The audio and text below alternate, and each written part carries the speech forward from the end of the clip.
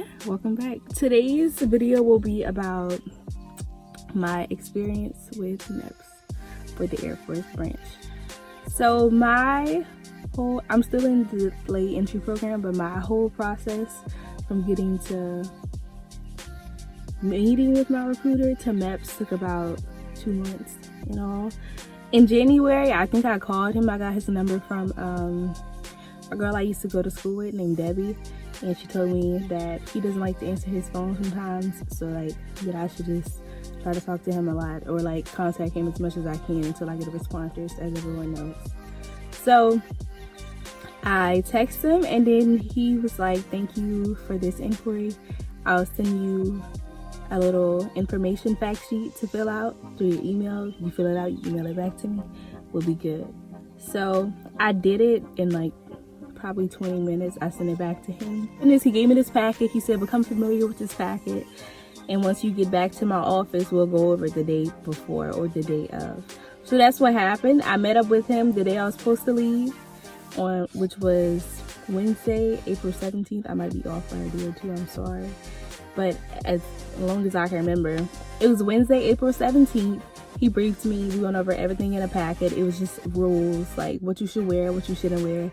Then we went over these yes and no questions.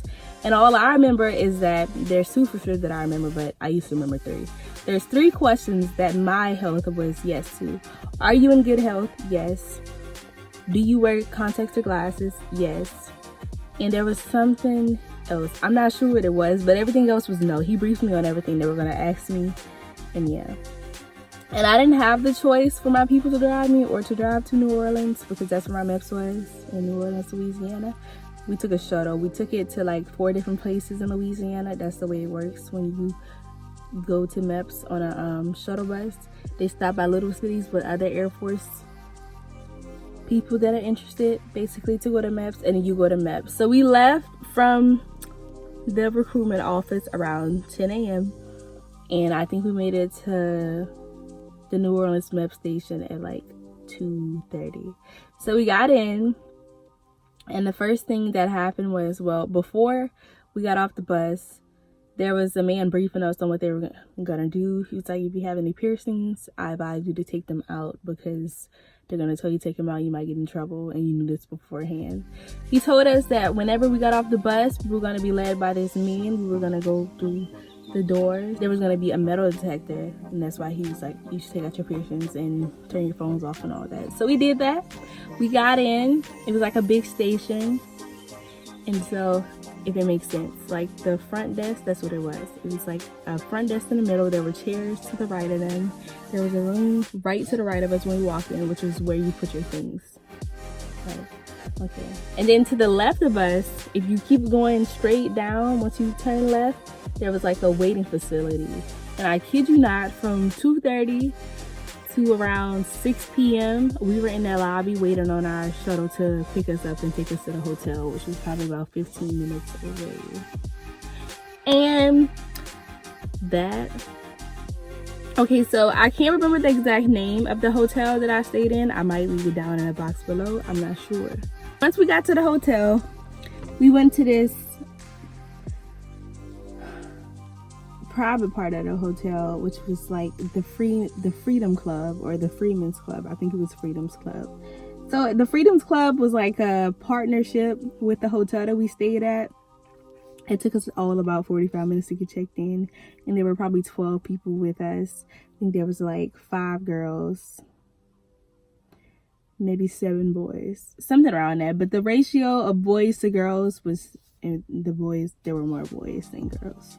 Okay, so after that, we went to our rooms.